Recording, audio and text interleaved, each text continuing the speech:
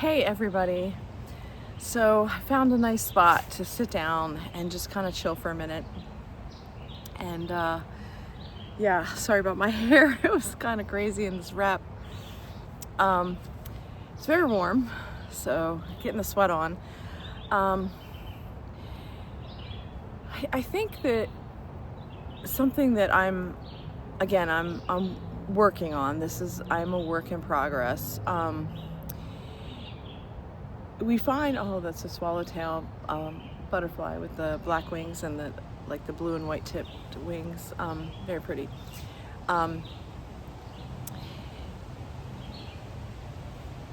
As I move into a different season of leveling up, I'm noticing that the old things from my past have a way of trying to insert themselves back into the present. And what I mean by this is that as you're focused on creating the new, building the new, moving into a new phase, and you're doing all the necessary things that need to be done to catapult yourself into this new place that you know that you're going. And then all of a sudden something from your past, whether it's a thought or a memory, something creeps in. And sometimes it's somebody brings something up to your attention. Hey, remember when? Sometimes it's just all of a sudden you have this memory of this person or this experience that pops in your head, and you're like, why is that happening right now? And then you sit with it and you're like, okay, what was the meaning of that experience? Like, is there some parallel about then and now that I'm missing that I need to pay attention to? Because, am I being pointed to have this discernment over this past experience that I had? Because I don't want to recreate that past experience, or I do want to remember the positive traits that I had in this past experience, and I might want to recreate some of those skills into the future because I had this past experience that I could springboard from, because that's part of my, my wisdom base or my knowledge base, right? And sometimes as we think about these memories, it kind of shakes us up. And sometimes I forget about the time that's lapsed. And then it's like, oh wow, it's been 5 years since my fiance's death. We're talking, this June will be 5 years. And when I think about some of my earlier videos on this channel, they were based on what I was experiencing in that moment, in that chapter 5 years ago. And the struggles, the stressors, the things that were going on then. And when I look at who I am now, 5 years later, I don't exactly have the same mindset around those things. And as I'm speaking, these leaves are falling off on the ground, this clump of leaves just fell right in front of me. So that idea of letting go, the idea of having certain parts of you fall off, the idea of God removing a layer of the onion and bringing you into a better clarity and awareness. And so if there's something that I'm going to say about where I was and where I am now, I'm going to say that I'm in a more balanced state today than I was 5 years ago.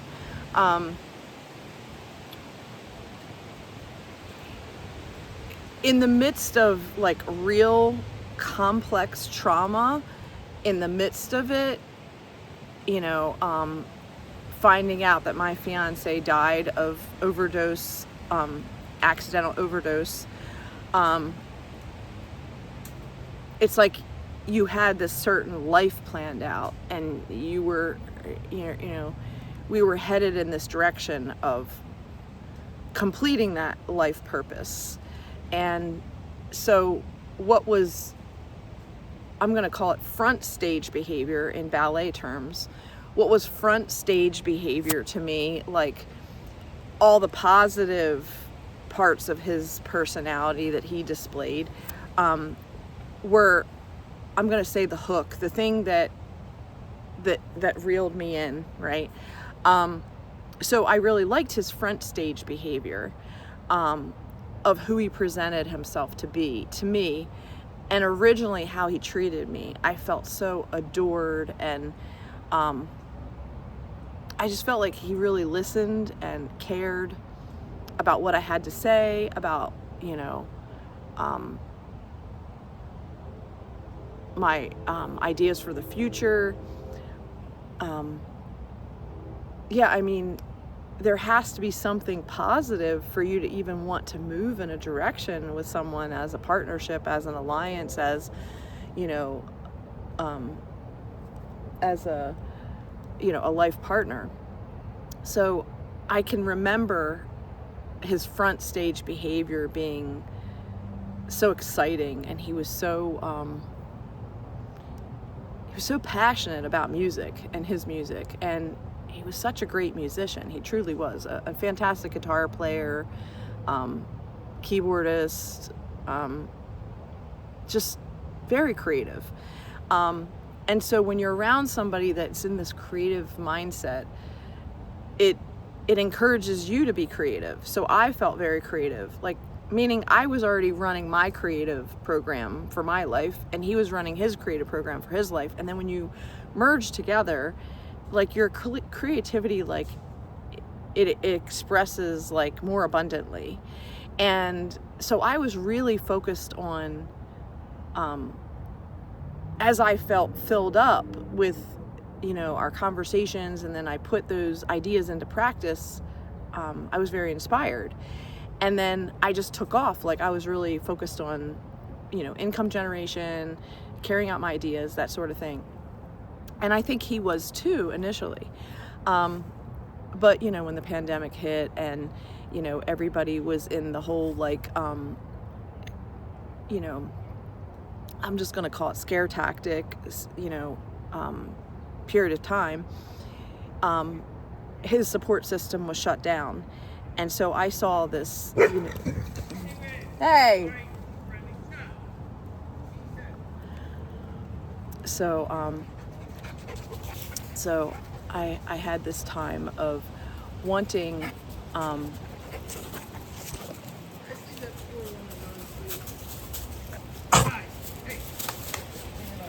Sorry about that.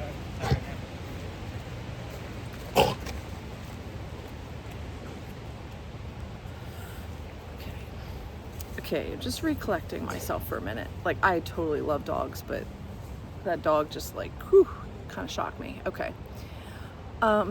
Okay, so what I'm getting at is that there was this period of total inspiration, and I was going, you know, catapulting that inspiration into my business ideas, and he was taking that inspiration into his business ideas. The pandemic hit, he lost his way, he derailed, and I started to see him unfold into this crazy, weak person that was not very becoming. And it's hard to see someone that you love fall apart. It's hard to see them struggle. And yet, at the same time, when you love somebody, you do your best to be supportive. But at that time, in the beginning, I really didn't know how complicated his drug addiction was. I really had no idea. Like, alcoholism is like a whole other animal that's mild compared to drug addiction, at least what I witnessed.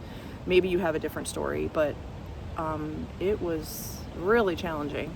And when I think about that experience, like, in the moment, you're so in love, and then all of a sudden there's this tear or this rip in your relationship, in your business focus, in your acquiring property, in your, just everything was put on hold. And we had so many balls, you know, balancing in the air, and they were just all starting to fall down.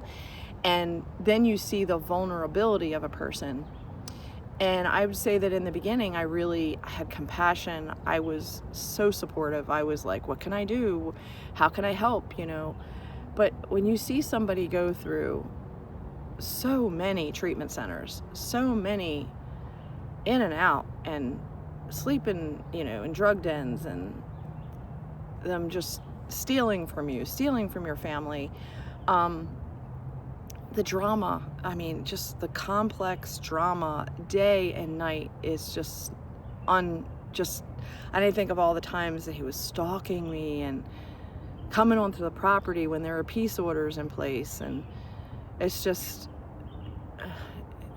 you see this person in their strength and in their love, and then you see this person that you don't even know who they are.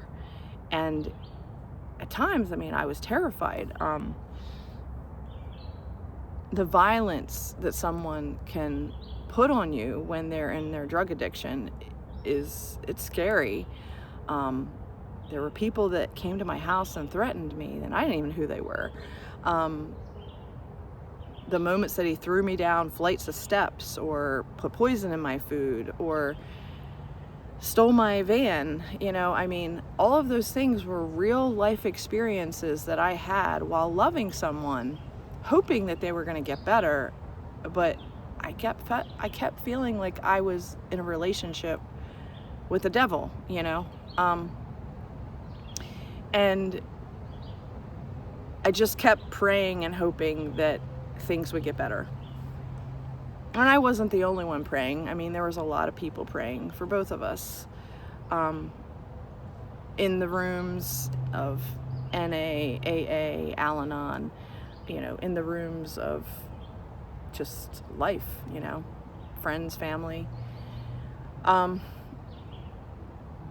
sometimes when you hit, it's like I had gotten to my point where when I really saw the destruction that I was currently experiencing back then, 5 years ago, and knowing the kind of life that I wanted to have for myself and for him and for my family and for my community, I knew that if I continued with him in that current state, I was going to lose, because he couldn't handle the pressure. He couldn't handle anything in his drug addiction.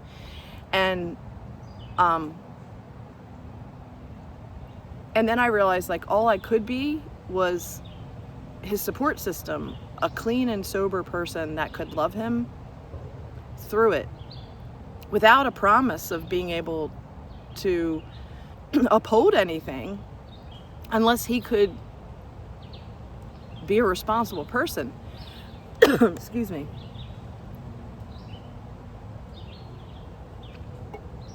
And it's weird how when you start out in an unconditional relationship, and then the relationship turns to like a conditional relationship because the other person is not really capable in a drug-induced state to be able to handle the pressures of life.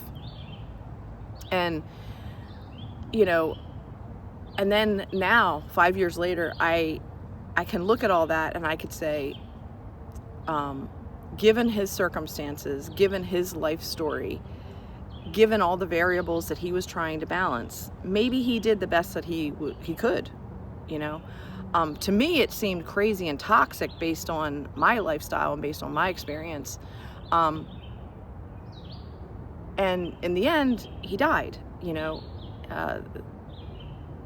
NA, they say, if you continue in your drug addiction, you will either be in a hospital, a grave, or jail. Like, those are the three places you're going to find yourself in if you continue in your addiction. And he found himself in all those places, in hospitals, in jail, and in a grave. So, not technically, because he got cremated, but my point is that, death is inevitable if you're going to continue to play with things that are harmful for you to play in.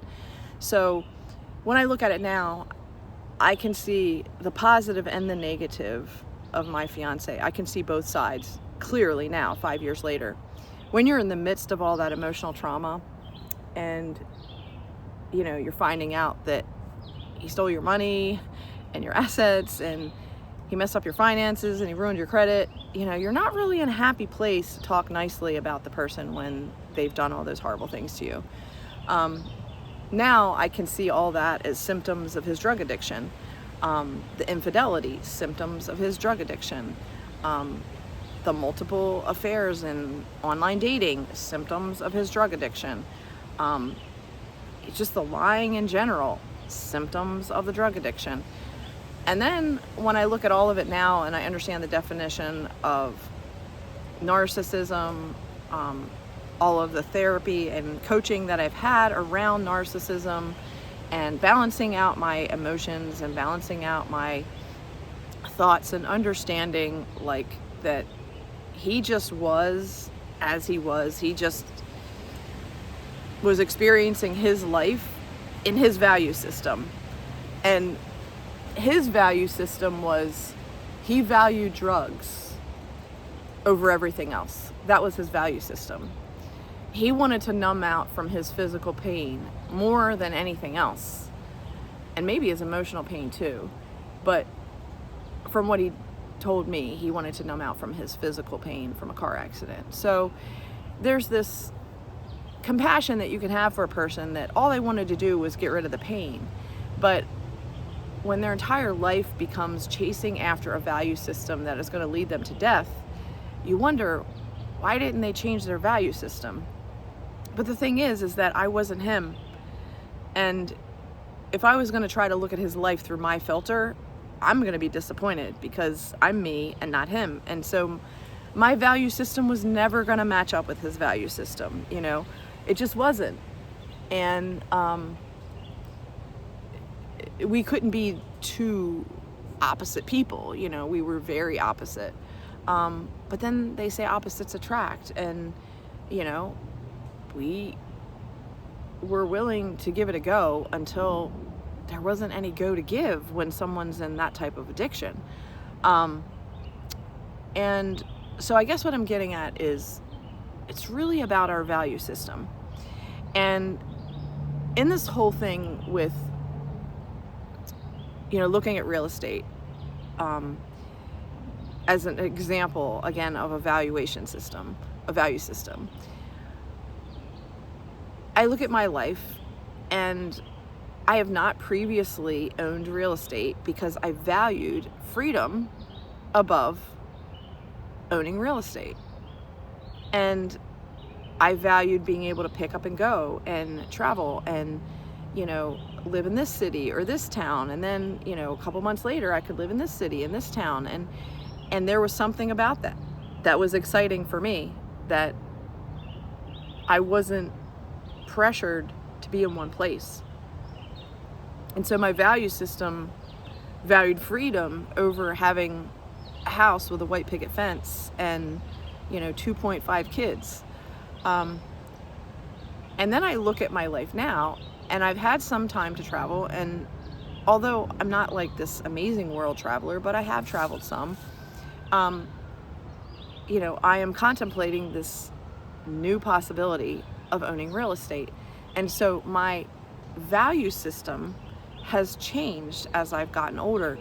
The idea of settling down and having a place that I can be grounded, a place that's a home base, a place that, I can do what I want to do without having to ask for permission from a landlord. I can have animals, or a lifestyle, or pick things and invest in land and property and things in a way that I haven't before. Meaning I might have really invested in my clothes because I could carry the clothes with me from place to place wherever I was renting. But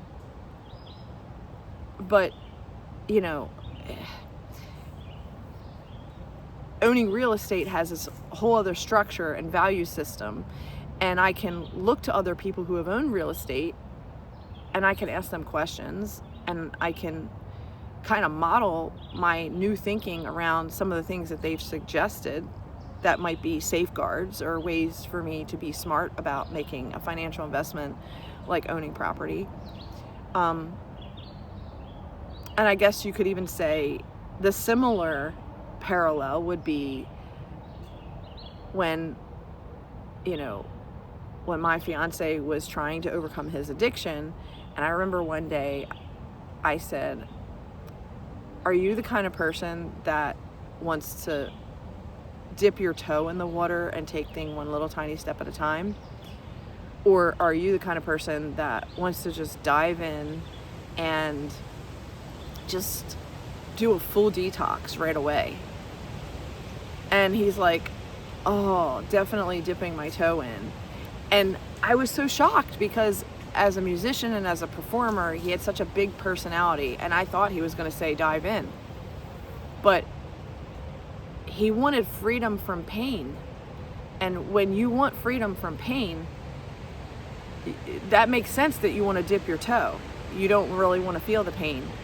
And me, it's like, I don't have an aversion to pain. Like, I realize that in life there is suffering, and therefore there is probably going to be pain and difficulty in life. So if I know that I have to like detox and do this certain detox protocol and drink these smoothies, and I'm going to spend this much time on the toilet detoxing, I'm all in. I'm like, give it to me. Give me the whole protocol, and I want to get it over with. I'd rather get it over in a month than drag it out for a year, So it just shows, again, the difference in people's value systems. Just over one topic or one word. Like, I value the word freedom, but freedom from being like stuck and trapped in bad health or a bad situation. I want to do whatever it takes to unhook from that bad, unhealthy situation. And in comparison, he wanted to have freedom from pain, which meant that he would do anything to avoid feeling the pain, experiencing the pain, even if that meant drugs would rule his life till his death, and that he would lose so much that he invested in because he was always trying to avoid pain. So again, your value system is up to you, what you want to focus on, what you want to build your life around. And sometimes we make bad decisions, or sometimes we make decisions that appear as bad to someone else. Meaning, I'm sure that my mom would probably say that I'm a late bloomer, or that, I do things, in a weird, strange way because I don't do it the way that she does it, because she's very grounded and stable and she makes decisions in a very matter-of-fact way. But she's not a traveler, and she doesn't value freedom. She values structure and stability more than she values freedom. So what I'm trying to get at is that nobody's way is necessarily wrong. It's just that their way that they value life is different from yours. Which then brings us to life choices. And, my fiance had this tattoo on his hand. And if you looked at his hand, one way it said life, and the other way it said death. And, I wonder if he put that tattoo there on his hand as a constant reminder, like, this choice, this moment is like a choice of life or death. But so many times he chose death over he chose life. And I think that a lot of other people do that with eternity, I think a lot of people choose death, the 5 pleasures of just being in this physical world, and people don't really have a value system where they put God, Yahuwah, at the top. They don't really put his son, Yahushua, in their frame of reference during their day, and they're not really having, a daily conversation with the Ruach Kadesh, the Holy Spirit, and, as far as guiding them as to how to live and how to be and what's next. And, in my value system, I hope and I pray and I wish that other people would get it and see the beauty of how I live and how I think according to that structure and according to that freedom. But I realize that although chosen, kind of rare. And the majority of people display that they're more interested in other things and other experiences that don't include God, His Son, the Holy Spirit in everyday conversation or everyday daily evaluation and daily moving forward. And I could say, well, atonement is what atonement is. Well, at one mint. Like, are you attuned and aligned, or are you not? Are you being at one with Elohim, or are you being against, like away from, separated from? And the invitation is always there. The invitation is always for people that are choosing death to choose life. It's always there. The question is, are people going to confess that they're not happy, that their life isn't going the way that they really want it to, and that they're really tired of reliving the same, terrible circle, and maybe they're ready to experience something different? And if so, then are they willing not only to just confess with their mouth out loud, but to really surrender to a higher alignment and to then experience the blessings instead of the curses by being in the Word, by understanding the basic instructions before leaving Earth. And the invitation is there. The question is, are you ready to repent? For the kingdom of heaven is at hand. And we can define that in many different ways. But maybe it's easy to just ask, like, do you feel like you're being crowned right now? Like, if you've ever played checkers, and then you're like saying to your opponent, crown me, because now you have a double decker. Or if you're playing chess and you're always trying to protect the king, and are you being crowned? Are you protecting the king? Are you being crowned because you are protecting the king, his kingship? Are you protecting your inheritance? Are you showing up in a way that one day, my Father is going to say, well done, faithful servant? Are we going to hear those words, or are we going to be at the very, very, very, very back of the line? So, just things to consider. I think what I'm just trying to illustrate is that, are you coming into balance? Are you finding a way to see the positive and the negative for what it is, for who people are in the moment, for who people have been in the past, for who people will be in the future? Can you just look at their patterns and be like, okay, this is a pattern. Yeah, I see this as a pattern. Do I want to play with this pattern? Okay, I'm just noticing that this is their pattern. It has nothing really to do with me. It's just their pattern. But how do I want to interact with this pattern? How do I need to navigate with this person or without this person in order to be in balance? So, yeah, I hope that helps. If you're interested in any life coaching, health coaching, fitness coaching, I'll have some information that you can link to and set up an appointment. I'm getting ready to launch in a new location shortly, and when that's all put together, I will surely let you know. In the meantime, if you're interested in weekly or daily hikes, let me know. Just say hike, and if our schedules line up and you're up for, an afternoon hike. It might be the conversation you wish you wouldn't have put off and that you're just glad that you finally had. Have a good one.